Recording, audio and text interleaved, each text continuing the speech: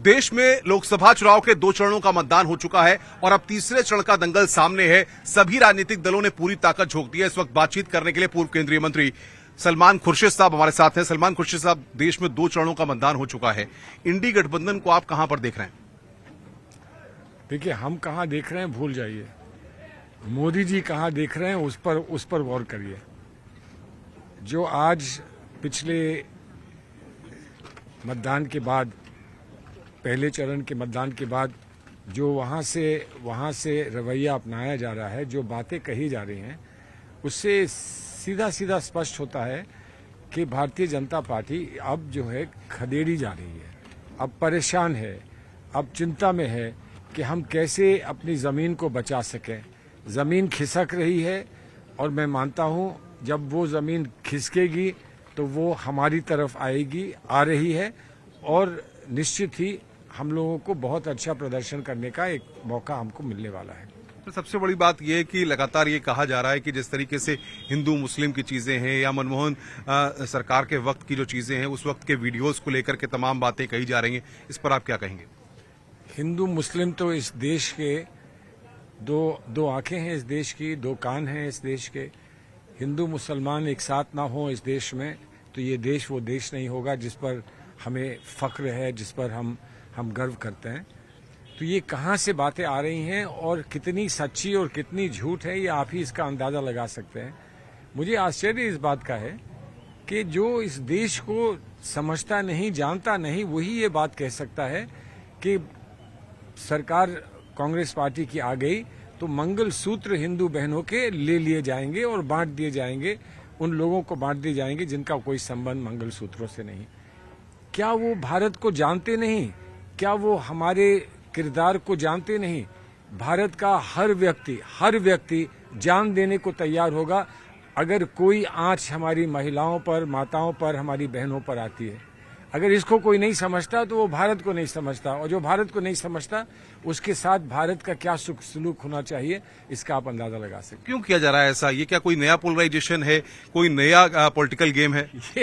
ये polarisation fail होता हुआ देखते हुए जो उनको फ्रस्ट्रेशन हो रहा है उसको वो व्यक्त कर रहे हैं। फ्रस्ट्रेशन है कि पोलराइजेशन नहीं कर पा रहे हैं, और पोलराइजेशन नहीं कर पाएंगे क्योंकि जो भारत की सभ्यता है, भारत का जो चरित्र है, भारत का जो दर्पण है, उसमें हिंदू मुसलमान को, गंगा और जमुना को अलग नहीं किया जा सकता।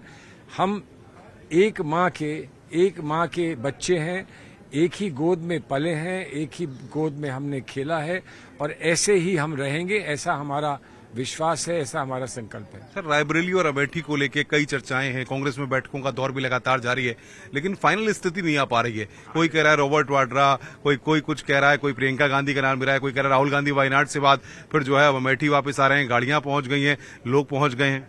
देखिए, ये हमारे नेताओं के लिए एक बहुत मुख्य एक निर्णय होगा, क्योंकि इस निर्णय से जुड़ा हुआ हमारे पूरे भारतवर्ष का और विशेषतः उत्तर प्रदेश का जो मनोबल है वो इस निर्णय से जुड़ा हुआ है। तो ये हमारे नेता इस निर्णय को लेंगे, जल्द लेंगे, क्योंकि 3 तारीख तो आखिरी तिथि है, उससे पहले लेना है, उससे पहले पर्चा फाइल होना है। तो अब आप घंटों का सवाल है, कुछ घंटों में ये आपके सामने ये निर्णय आ जाएगा, उसके बाद फिर इस पे और खुलकर बात करेंगे। सर, सबसे बड़ी बात कि अखिलेश यादव और राहुल गांधी जिस तरीके से भी प्रचार कर रहे हैं, कई जगहों पर साझा रैलियां भी हुई, तो भाजपा उस पर कटाक्ष कर रही है कि पहले भी ये जोड़ी बनी थी, तब जनता ने परास्त कर दी, तब इस पर भरोसा नहीं जताया, तो अब ये कैसे सक्सेस हो पाएगी? जो भी चुनाव कोई हारता है तो वो कोई चुनाव जीत चुका होता है तब हारता है, या फिर वो चुनाव हारता है तो उसके बाद वो चुनाव जीतता है। ये परंपरा है हमारे लोकतंत्र की, डेमोक्रेसी की परंपरा है। कभी कोई जीतता है, कभी कोई हारता है, और कभी किसी ने ये संदेश नहीं दिया है कि आप अगर कामयाब नहीं हुए, एक बार सफल नहीं हुए, तो आप उसके बाद प्रयास न करना। सफल ना होना ही एक संकल्प का एक मौका होता है कि आगे हमें और प्रयास करना है। हम प्रयास कर रहे हैं, देश से जुड़कर प्रयास कर रहे हैं, देश की समस्याओं को लेकर प्रयास कर रहे हैं, और हमको अपना विश्वास है कि इन समस्याओं को दूर करने के लिए, इनका समाधान निकालने के लिए सभी लोग समर्थन इंडिया अलायंस को देंगे, जिसमें अखिलेश जी भी हैं और उसमें राहुल जी भी हैं। जब इंडिया अलायंस को देखा गया कि फर्रुखाबाद की जो सीट थी वो समाजवादी पार्टी के खाते में चली गई, तो आपके राजनीतिक ध्रुव विरोधी भी इस तरह की बातें लगातार सोशल मीडिया पे और तमाम जगह इस बात को कहने लगे कि सलमान खुर्शीद जी का राजनीतिक भविष्य जो है पूरी तरह से अब खतरे में आ गया है। तो खतरे में आ गया है, अगर वो इस बात से खुश हैं तो उनका धन्यवाद। वो खुश रहें, इसी बात में खुश रहें कि मेरा भविष्य जो है खतरे में आ गया है। मैं तो रो नहीं रहा हूं, मैं तो उदास नहीं हूं, मुझ में तो हिम्मत की कोई कमी नहीं है। तो वो क्यों घबरा रहे हैं? जब मुझ में हिम्मत की कमी नहीं है तो वो क्यों घबरा रहे हैं? उनको किस बात की चिंता है? और वो अगर सचमुच मेरे हितैषी हैं और सचमुच चाहते हैं कि वो मेरा साथ दें, तो जैसे आज मैं चुनाव में पूरी हिम्मत के साथ जुटा हूं और आज इस चुनाव को जिताने का पूरा प्रयास कर रहा हूं, वो भी आए हमको और हमारे साथ चलें और हमको चुनाव जिताएं। आपको लगता है कि जिस तरीके से कांग्रेस ने समाजवादी पार्टी के साथ जिस तरीके से सीटों पर बातचीत हुई, ये सारी चीजें जो है कांग्रेस के लिए आने वाले वक्त में एक फायदे का सौदा साबित होने वाली हैं?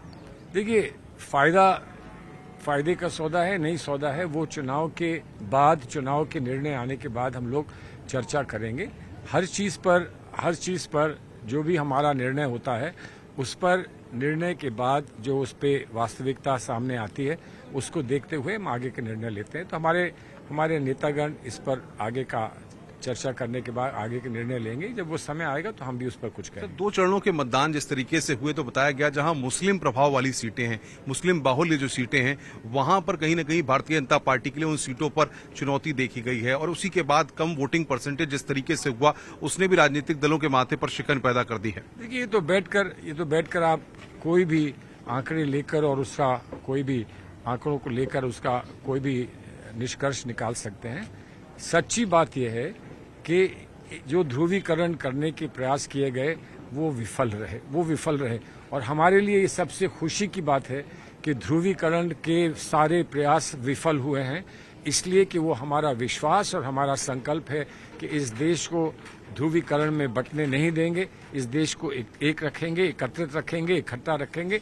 और आज हम उसको देख रहे हैं तो हमको हर्ष हो रहा है ये देखते हुए कि भारत अपनी परंपराओं पर लौट कर आ रहा है, अपने भाईचारे पर लौट कर आ रहा है, गंगा जमनी तहजीब पर लौट कर आ रहा है।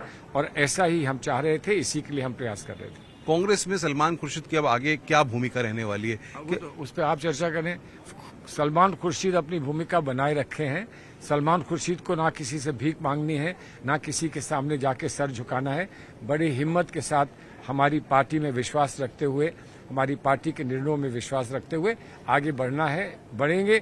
ये जरूरी नहीं कि हर एक मंत्री हो, हर एक एमपी हो, हर एक एमएलए हो, ये जरूरी नहीं है। अगर आपको अपनी क्षमता में विश्वास है और आपको अपने लोगों के साथ लगाव है और आपके लोगों के साथ आप जुड़े हैं, तो यकीनन भविष्य है वो अच्छा है, सबका अच्छा। देखा गया कि जिस तरीके से राम मंदिर का पूरा मसला रहा, भाजपा ने उसको बड़ा एक पॉलिटिकल तरीके से भी अपने फायदे में तमाम रैलियों में राम मंदिर को लगातार कहा जा रहा है। तो आपको लगता है कि राम मंदिर को एनकैश करने की इस चुनाव में बड़ी कोशिश की जाए? वो करें, हमें कोई आपत्ति नहीं है। अगर किसी को आस्था है, भगवान में आस्था है, तो हमें क्या आपत्ति हो सकती है? अच्छी बात है, आस्था रखें। हम किसी चीज में आस्था रखते हैं तो उसका भी उनको सम्मान करना चाहिए। राम मंदिर हो या मस्जिद हो, कोई गुरुद्वारा हो या कोई जैन समुदाय का कोई धार्मिक स्थान हो, ये सब भारतवर्ष की पहचान है, सब भारतवर्ष की पहचान है।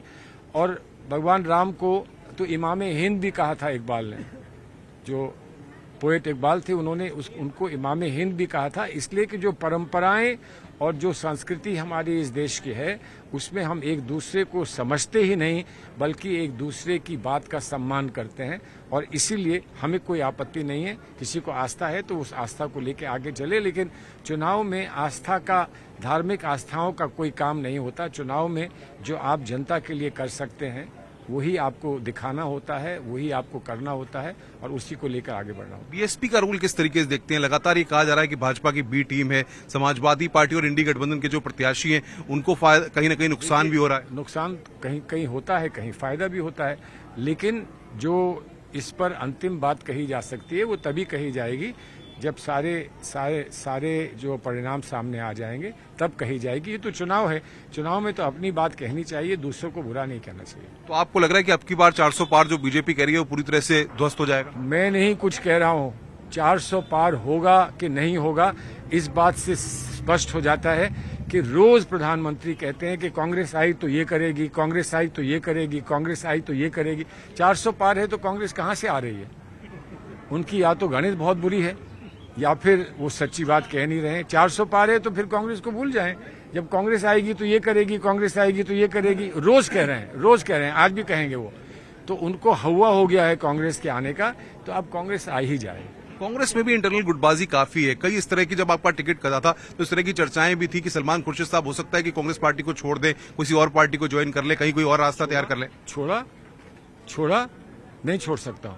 कांग्रेस को इसलिए नहीं छोड़ सकता हूं कि कांग्रेस से मेरे जो संबंध हैं वो खून के संबंध हैं, और इन लोगों को इसलिए नहीं छोड़ सकता हूं कि ये इनका हाथ मुझे मेरे पिताजी ने सौंपा था, तो इनको, इनके हाथ को नहीं छोड़ सकता हूं। बस मुझे चाहिए क्या है? यही चाहिए कि ये मुझे ना छोड़ें, इतना ही है। मैंने इतनी सी बात कह दी थी एक ट्वीट में, तो लोग हर किस्म के वो अनुमान लगाने लगे थे कि अब क्या करेंगे, अब क्या करेंगे। कुछ नहीं करेंगे। इनसे दोस्ती है, इंसान दोस्ती है, वो दोस्ती बना के रखनी है। कोई पद हो या ना हो, मुझे उस पर कोई आपत्ति नहीं है। तो ये सलमान खुर्शीद साहब हैं जो न्यूज 18 के साथ एक्सक्लूसिव बातचीत कर रहे थे। उन्होंने साफ तौर पे कहा कि जनता का साथ लगातार मुझे है, उन्होंने कांग्रेस पार्टी को नहीं छोड़ूंगा।